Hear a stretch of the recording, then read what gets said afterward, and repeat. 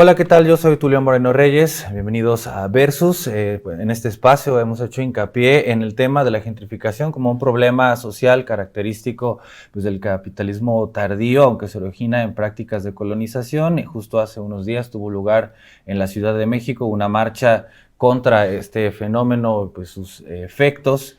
Y bueno, también se prevé que haya otra en los días siguientes. Y bueno, dado que es una situación que deteriora el nivel de vida, especialmente de sectores medios y populares, merece la pena ir por partes para hacer lo más asequible posible su entendimiento. Para ello, contamos hoy con el comentario del abogado y académico Luis Bernardo Fuentes, con quien daremos un vistazo desde el derecho. ¿Qué tal? Buenas. Muy buenas tardes. Gracias por aceptar la entrevista, Bernardo. No, a ustedes por la invitación. ¿Por qué no partimos de una definición conceptual y en los enfoques desde donde se aborda este fenómeno? Sí, pues prácticamente hay dos formas de abordar el concepto. Uno que dice que la gentrificación es un cambio de población por una de mayor poder adquisitivo en cierta zona urbana ya consolidada, y eso produce cambios sociales, económicos, culturales en esa zona. Y otra que es la más coloquial, la que más ha salido en medios, que existe una zona urbana consolidada. Esto no es un desarrollo de vivienda nuevo, sino es en un lugar ya constituido, con cierta historia. Hay una remodelación. Esa remodelación lo que produce es elevar el costo de la vivienda, tanto por renta como para la adquisición de inmuebles. Pero también alrededor hay un cambio en el comercio y hay un cambio cultural que provoca la elevación de los costos de vida en esa zona.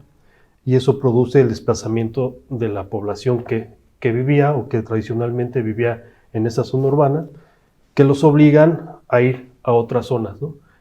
Dándose esta sustitución, se desplazan ellos, pero llegan otras personas con mayor poder adquisitivo, que por lo regular no se quedan a vivir ahí, sino que son población transitoria por esta situación de las rentas a corto plazo, etcétera, ¿no? A través de las apps y todo eso. A través de las aplicaciones, exacto. Bueno, entonces esto es lo que podemos ver en el estado de Veracruz, bueno, sobre todo a nivel nacional, en los centros históricos, ¿no? En colonias de gran... ¿Por qué son atractivas estos espacios? Bueno, son atractivos porque son las urbanas consolidadas, o sea, ya cuentan con servicios, ya hay una infraestructura urbana básica, esto es, hay drenaje, hay agua, hay luz eléctrica, están cercanos a ciertos centros de atracción turística que provocan que alguien que quiere invertir, pues no sea una inversión menor a que si tuviera que hacer un desarrollo de vivienda nuevo, ¿no? Por eso es tan atractivo. Entonces, ¿qué es lo que pasa? Empieza la especulación porque son zonas en donde por lo regular la gente que vive se va haciendo longeva y pues deja de invertir en el mantenimiento de sus casas. Entonces dejan que se caiga la zona y eso provoca que aminore el valor, y entonces ahí entra el capital, que por lo regular no es ni de la misma ciudad, ¿no? Sino es un capital extranjero o de gente de alto nivel, ¿no? Por decirlo así, o con poder adquisitivo muy alto, incluso de ciertos grupos. Entonces, por eso es atractivo, ¿no? Entonces son inmigrantes extranjeros con capacidad adquisitiva o los capitales, o sea, la especulación, son inversión, sociedades, son asociaciones inmobiliarias. O sea, es una situación mundial y es como ya una estrategia comercial que se aplica, ¿no? Que se van visualizándose ciertos lugares en específico y entonces dicen, ahora el lugar para detonarlo, desarrollarlo con este esquema es tal lugar, y se dirigen a ese lugar, ¿no? Bueno, ahí en el debate sobre que se ha dado en la Ciudad de México, sobre todo porque es donde más están activos con esta situación, porque bueno, iba a mencionar, aquí en Veracruz tenemos casos muy importantes, muy clave, sobre todo en Orizaba, que toda la ciudad está con esa tendencia, porque además es el único municipio completamente urbanizado, y bueno, por supuesto, el puerto, la conurbación de Veracruz y Boca del Río, ¿no? Principalmente, aunque aquí en algunas zonas de la capital también pues está dando paulatinamente esta situación, pero bueno, en esta circunstancia se ha dicho en este debate que el turismo no produce gentrificación, que no hay una relación intrínseca, pero bueno, pues son quienes hablan por parte del empresariado que se dedica a estas actividades y cada quien pues habla como le va en la feria, ¿no? Pero bueno, más allá de que active las economías, y bueno, afecta las dinámicas locales. ¿Tú consideras cuál es tu perspectiva sobre este impacto? ¿Sí bueno, o no? en el impacto de la cuestión de la gentrificación turística, hay que hablar de dos cosas. Primero, es como una de las banderas de la gentrificación, o sea, quienes están en favor o quienes empiezan a gentrificar lo hacen por lo regular con el lema o como lo digamos, promoviendo que va a ser para detonar turísticamente cierto espacio, ¿no? Esa es una bandera. Incluso parte de lo que está ocurriendo en México es eso, porque está relacionado con el Mundial del año que entra, ¿no? Que va a ser una sede y que eso va a detonar que haya una derrama económica importante de personas que vengan y utilicen esos espacios a través de renta de corto plazo, ¿no? Bueno, esa es la bandera. La contra es que lo que dicen es que por lo regular estas personas llegan, pero llegan solamente a esa zona, ¿no? No hay una derrama hacia zonas aledañas, ¿no? Entonces, si hay una derrama económica, los únicos que se benefician son los mismos que generaron la gentrificación, ¿no? Entonces, eso es lo que está pasando. Pero aparte, cuando eso se genera, ya por lo regular la zona está muy cooptada. Los comerciantes que antes estaban ahí desaparecen, ¿no? El que estaba vendiendo tacos en la esquina, el que estaba vendiendo tamales en la esquina, el que tiene su puesto de cafés, pues tiene que ir a otras zonas, porque también algo que ocurre en estos espacios es que, por ejemplo, las primeras plantas de los edificios se vuelven cafés, se vuelven bares, algunos de marca local, algunos de franquicias, y entonces, pues eso es lo que pasa, ellos llegan a desplazar a los comerciantes que normalmente existían. Entonces, ese puede ser una falacia, ¿no? Que realmente no es como una bandera para llegar a gentrificar, pero que realmente no genera una derrama como se dice, ¿no? Sí, entonces es la estrategia, Es ¿no? la Se cuelgan estrategia. del turismo para poder empezar a pues, especular en ese sentido, ¿no? Sí. Y bueno, dado que ya pues se definió este concepto desde el siglo pasado, nos comentabas, ¿no? Me imagino que ya ha habido algunas experiencias en legislación al respecto pues en nuestro país, ¿no? Bueno, en nuestro país una legislación anti-gentrificación no existe.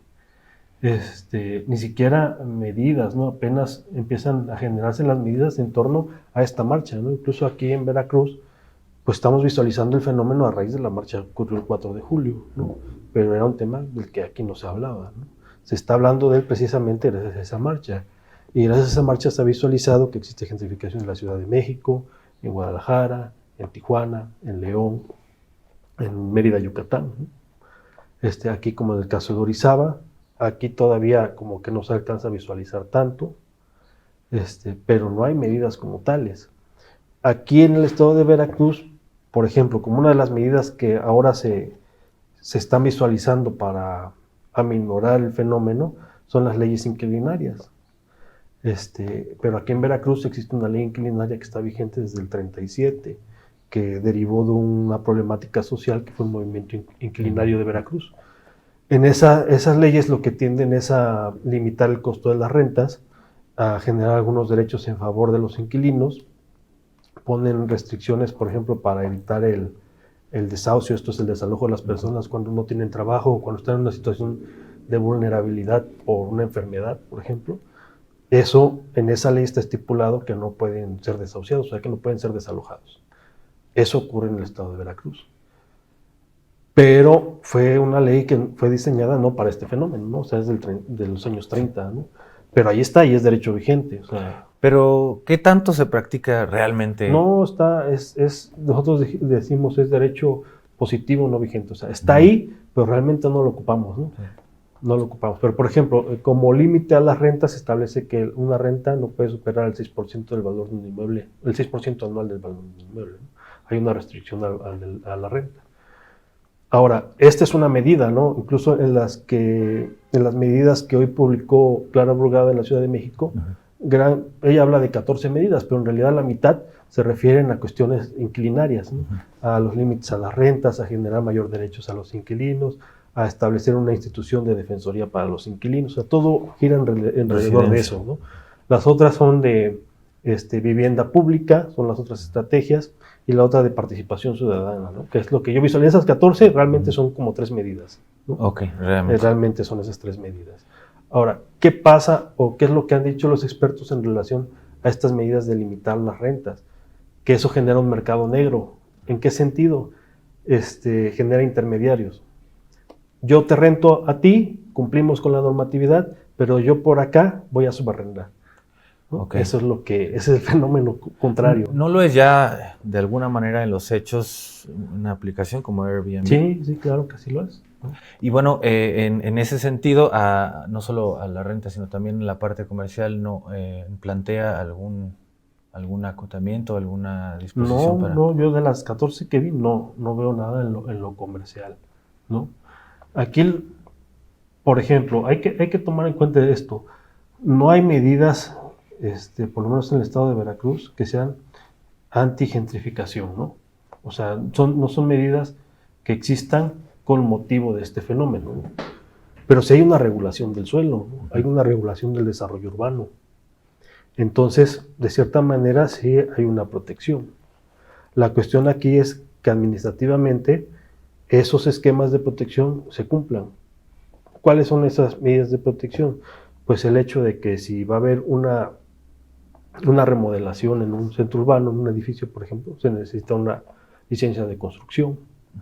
Si en esa remodelación, el primer piso lo vas a poner como comercio, pues tienes que hacer un cambio de uso de suelo, ¿no? O sea, ya tiene que ser no solamente urbano, sino también comercial.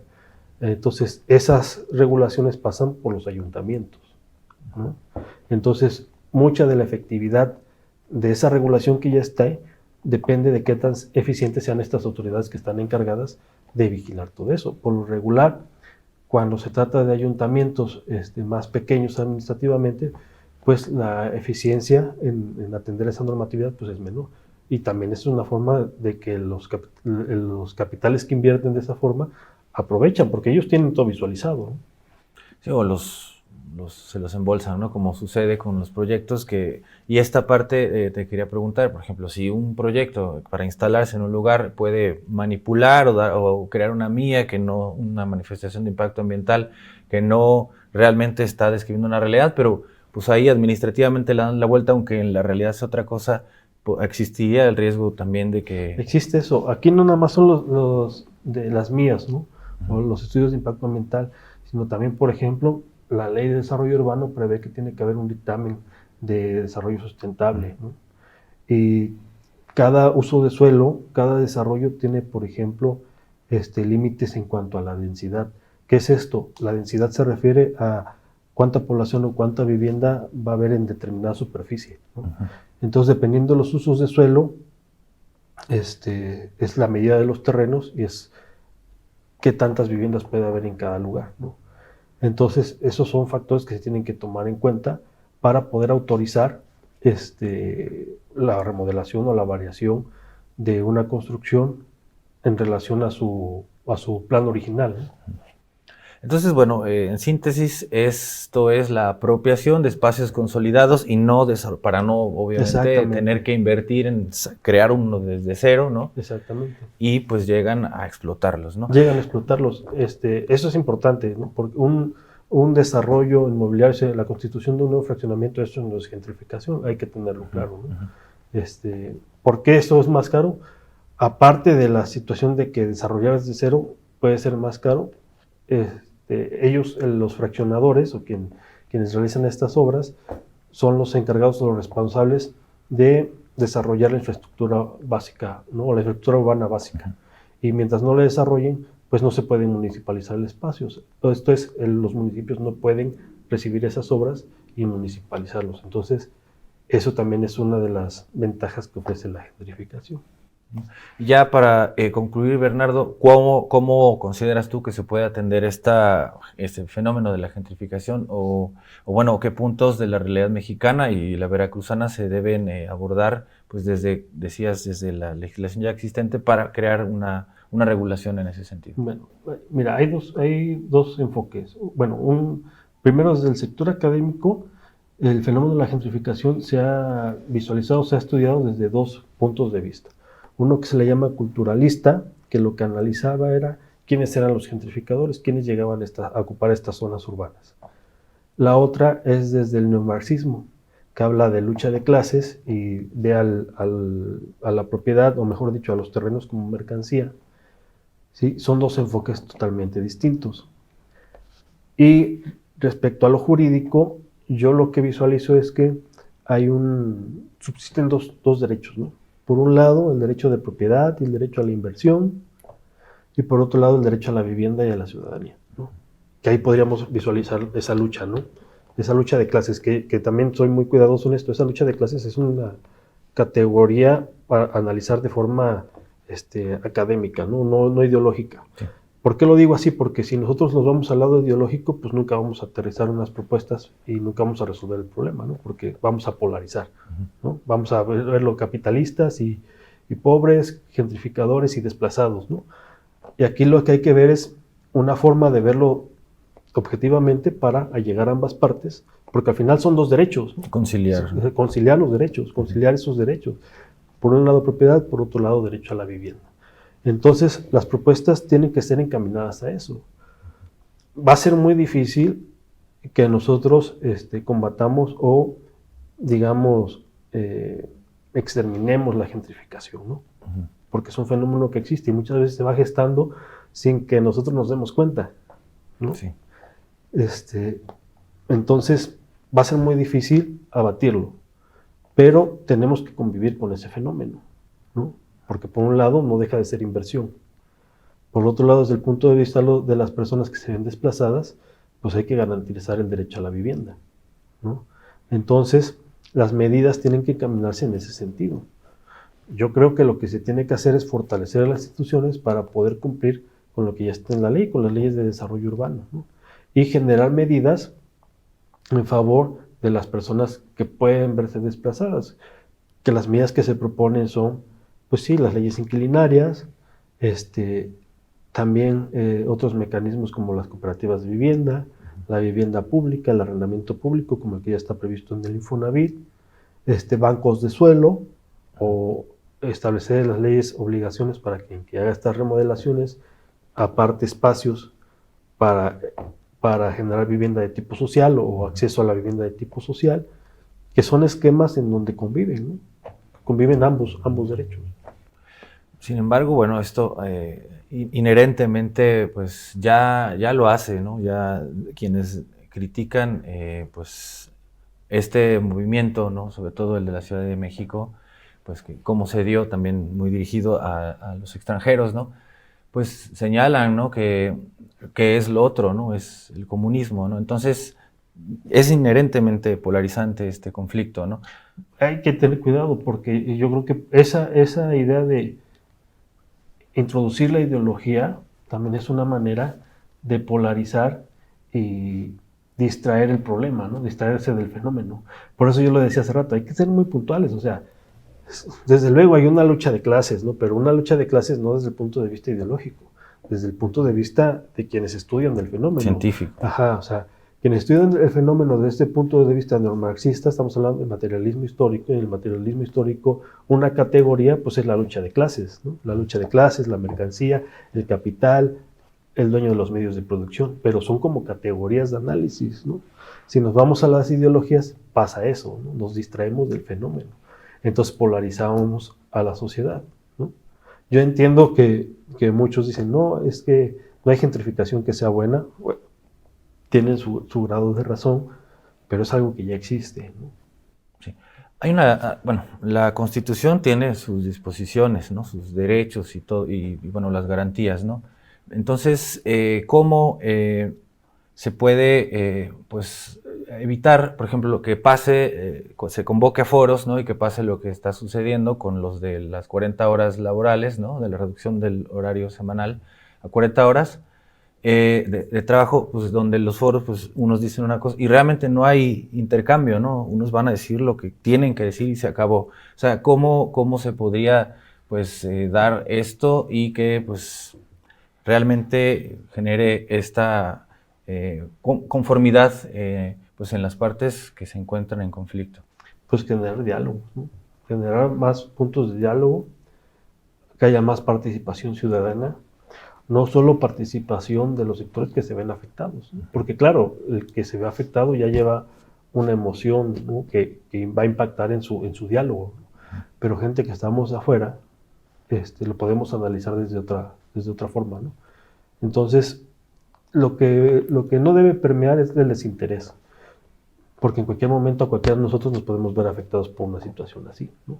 Entonces, tenemos que participar, ¿no? Afortunadamente, este fenómeno, esta marcha es la que ha dado pie, ha sido el boom para que estemos visualizando el tema, ¿no? Pero yo creo que tiene que ver la participación, a lo mejor una participación de las universidades, que haya debates en universidades, desde la academia, para aquellos un poco alejados de la problemática en sí, o sea, de gente que no está afectada, lo visualicen o lo aborden de una manera más objetiva, ¿no? Y desde ahí empezar a proponer, ¿no?